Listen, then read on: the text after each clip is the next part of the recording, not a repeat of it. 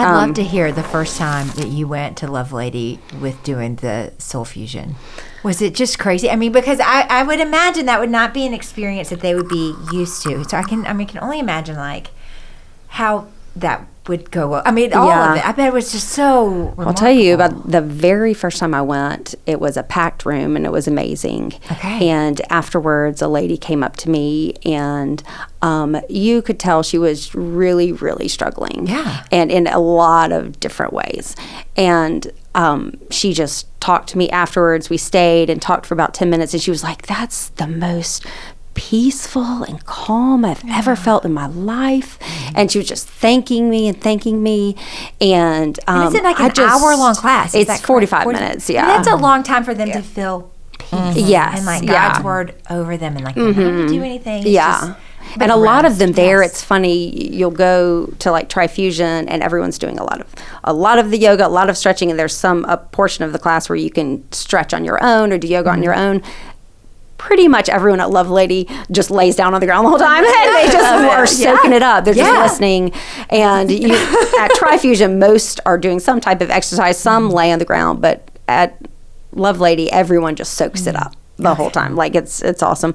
But so I go. They're just laying there with you speaking scripture and God's word over them. Yeah. That And there's is like amazing. music playing, just instrumental music at that point. What a sweet gift to give to them. Well, so that first class, back to that story to wrap it up. Sorry, I'm interrupting.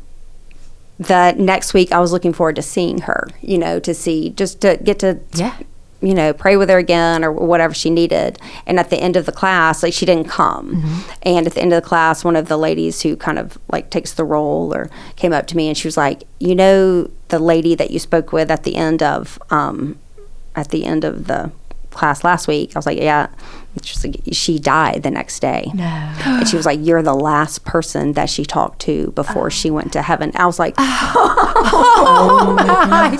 Like I couldn't stop crying. It was just such a, it was amazing. And for me to be able to tell her how much Jesus loved her, and right there in the midst of all her troubles, like, he loves you just as you are. You're beautiful. You're amazing. Like he sees you. He loves you.